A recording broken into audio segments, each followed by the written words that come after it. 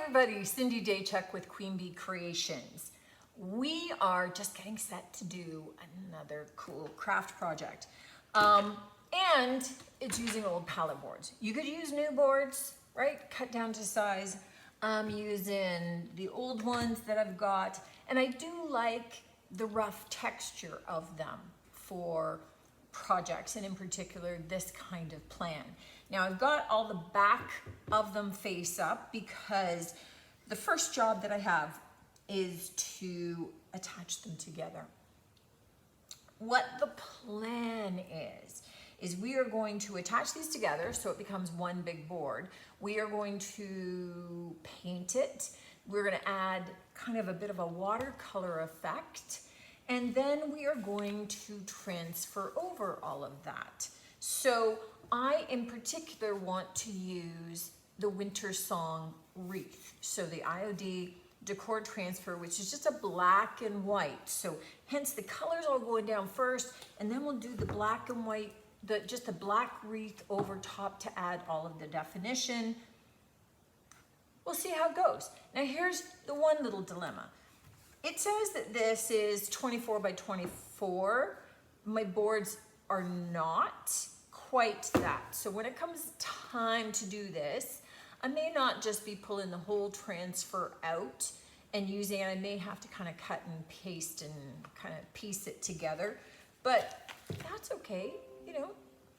If that's what works, that's what we'll do. So to put these together, I could glue them and clamp them and do a lot of other fun stuff that is kind of outside of my bailiwick. I mean, I don't know how to offset drill screws and stuff. So I just get these little 2-hole braces, and I just attach all my boards together with them. So I will do it up one side and up the other. So because I have 6 boards, I'm gonna need 5 and 5. Right, does that make sense? So 10.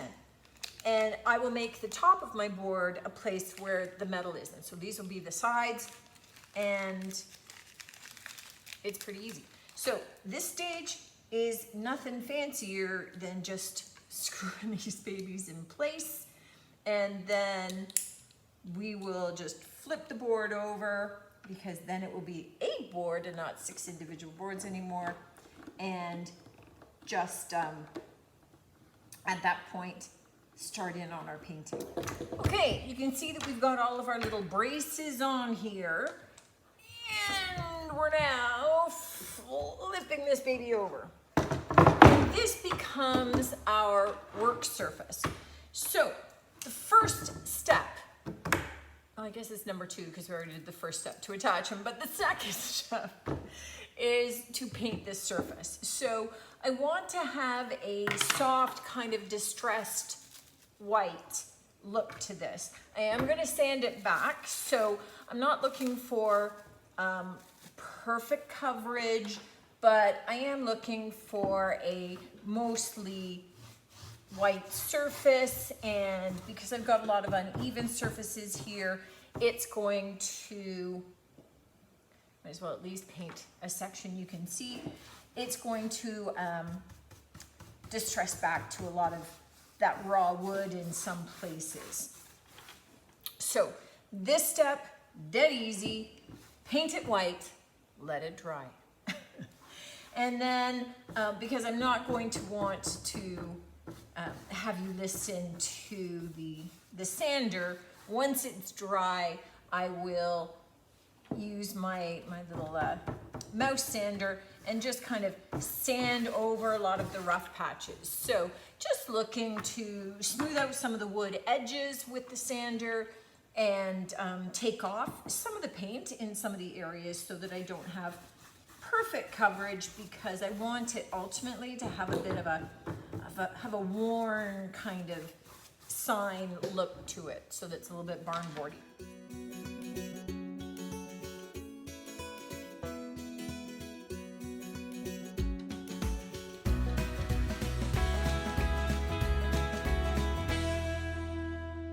Okay, now that my piece is sanded, we will be sanding again after I get some more paint on this. But before I start doing the paint, I just wanted to get a bit of an idea as to how this transfer actually fits on my piece. Actually,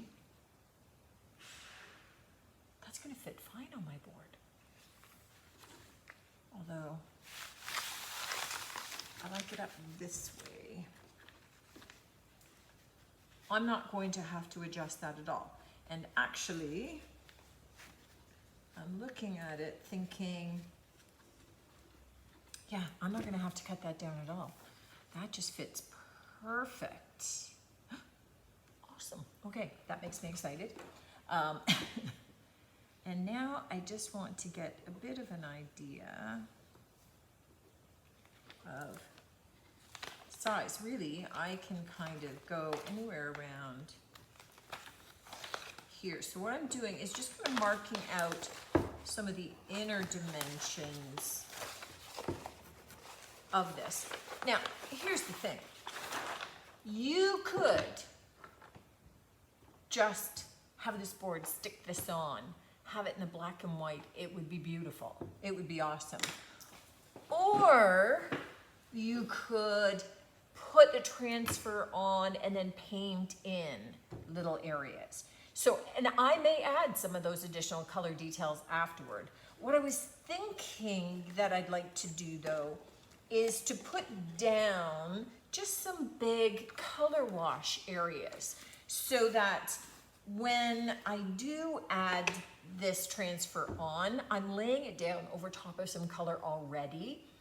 And then I could always go in and add some little additional details with some color if I choose. So we'll see how it goes. So one of the colors that I thought that I would use is Apothecary. I'm using all DIY paint, so we have the bead board down already. I have Apothecary. I have Farm Fresh. And you can see that I'm just putting the teeniest, tiniest bit, maybe about a tablespoon of paint in each of these glasses. And then I have Bohemian Blue. Now, my Bohemian Blue is kind of at the bottom of its life in here already. So let's just, that's too much of that. Add a bit of my water back in here. A little bit of blue won't kill them. So this is already at the tail end of its life. So I'm just creating my color wash in there already and have it kind of dissolve in. Okay, so for each of these, I want them to be really quite pale. And I can make them stronger after if I want to, but I'm really just looking at kind of mixing up each of these colors. And as with all of my projects, I'm making this up as I go. But I'm just looking at doing, so there's the little bit of my center in there, and I'm just looking at doing some very faint random leaves in each of these colors. Now again, I'm going to be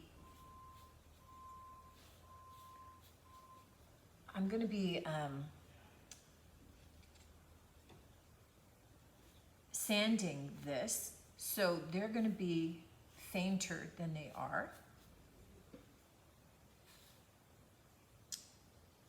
Let me see how to.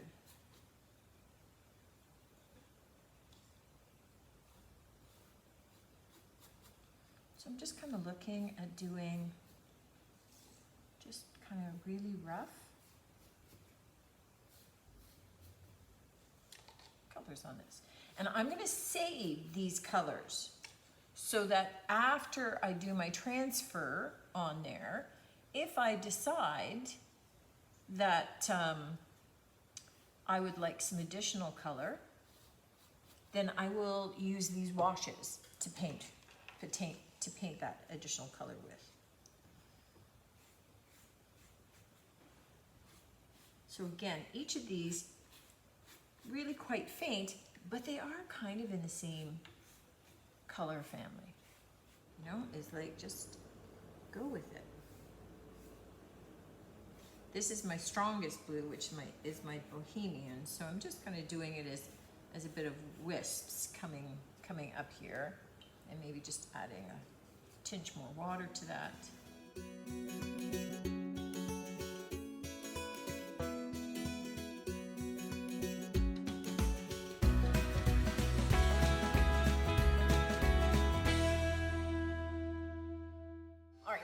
You can see with our surface, we've sanded this off, softens the color out, allows some of the white to be able to peek through. This is still just our background, right? We've got this big, beautiful transfer that's gonna go on. But the transfers really like to have a finished surface. And as much as we could wax this, we would then need the wax to have cured enough so that the transfer is going to stick. Because this is a fairly uneven surface as well, this is all old wood, it's kind of a little bit bumpy, I've opted to go with Big Top. So all that I'm going to do is do a quick coat of the Big Top over top of the wood, allow this to be able to dry before we go and start putting our transfer on. Super easy peasy. But already I'm really loving this color mix. I think it's a beautiful soft mix of the blues and the greens go really well together. And I think it's gonna make a really nice backdrop to our transfer. So, okay, we are on day 2. We've sealed this, it's had time to dry. It's now time to apply our transfer. Now, one thing that I will say, because I'm using old boards, these are old pallet boards, so they're rough, they're uneven. You know, there's some smoother sections, there's some rougher sections. The transfer is going to be a little bit more challenging to put on. It's not going to be impossible. So just bear that in mind when you're working with uneven surfaces or slightly rougher surfaces, that you're still going to be able to adhere the transfer. You're just probably going to have to go over those detailed areas a little bit more thoroughly. So we already discovered, now I just want to make sure that I have this the right way up. Okay, yes. So my seams go this way. Always good to double check these things. And I just want to double check where I want my top to be. So I'm thinking I might want some of those lighter areas there. Okay, perfect. So this is gonna fit just fine. We take away that backing paper and we just kind of line this up a little bit. So most of my design fits. Because this isn't a super slick surface, I've got some positioning time on this. If it was glass or something really slick, this would have just stuck on there and been pretty darn permanent. Okay. There we go. This is it. So now I am just going to start to do the rubbing. And this is going to take a fair bit. And I'm not going to leave you hanging in there. If you haven't done transfers before, you know, you are going to receive the little slick tool. You're going to be rubbing the design and you will actually see it lighten as it releases from the plastic. If you start at one side, you'll be able to lift up the edge and see what's sticking, what isn't, so that you have a chance to be able to tell what you're missing. And if you've got a piece that didn't stick down, then you can just go back over it before you've lifted the whole thing. I've got some little cracks and crevices that I'll have to work around. And usually what I do is I'll just kind of take the edge of my tool along that crack. And once I lift the whole transfer, I'll probably just take an X-Acto knife and cut it and then kind of emboss it down in there again, just to make sure that those edges don't start peeling up. But all I'm gonna be doing is rubbing this whole baby on, and I will bring you back for the reveal because that's the exciting part. And then we'll see what next steps we have. So I'm just gonna hang here for a while doing this. See you soon. Last little section. I'm so excited to lift this off and look. I think it's a good sign when you get excited about your own projects. If you're feeling kind of blasé about them, I don't know. All right, I'm gonna lift this off a little bit carefully just so that I can kind of peek. You'll be able to see on this section of the transfer if there's any little pieces, like right there, there's just a tiny little bit of detail. It wouldn't have made a huge difference, but you know. No. Awesome. Oh my goodness. So, this is the bottom, but look at this already.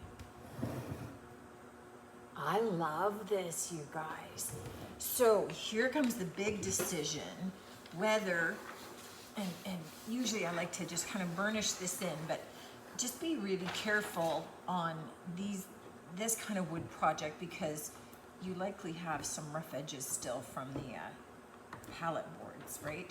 So I'm just in those cracks, kind of pushing down that transfer, but oh my goodness, I love that. So here's the big debate, whether I add more color onto it or not. So let me take a peek. Well, you know what, heck, we're just playing now, right? So here's the other thing. You could just leave this as is now, or you could go back and you could add a little bit more color. And for this, I would suggest making them very faint, very muted. But I am gonna add just a tinge more color. And for this, I've got out a couple of little DIY colors that's gonna be more than I need. But I just wanna use them in soft muted shades. I'm kind of at the end of this one, so let's get a little bit of the pink. So I've got pinks and corals. So petticoat pink, cowgirl coral. I have some cake batter, which is in that pale yellow. And I still have the 3 colors, the little bit of blue and the 2 greens that we used on the bottom in case I want to intensify anywhere, but they were already really watered down. So I have these 3 colors and I'm just using the backing sheet from the transfer. It's kind of plasticky and soft, so I'm just using it as my mixing pad. And I'm adding a bit of white, so beadboard there, which is the color I did the base in, just in case I want to soften it a little bit. So I've got paint all over me already and I haven't even started. So all I'm gonna do is I'm gonna take some of my color, I'm gonna add a little bit of white to that yellow because I want them all to be fairly pale, and then a whack of water. And what I do envision is for any of these, because you can paint on this transfer, is just to paint really loosely on it.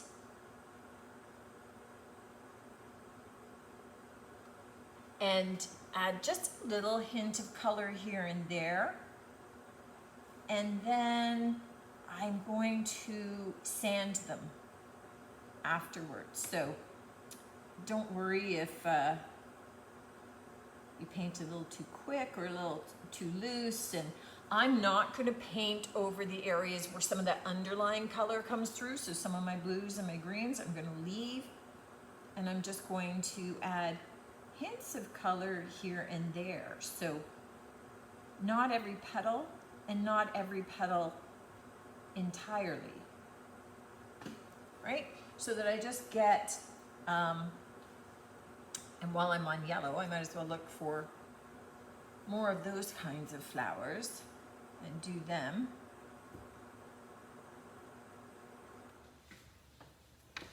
We are on the home stretch of this project.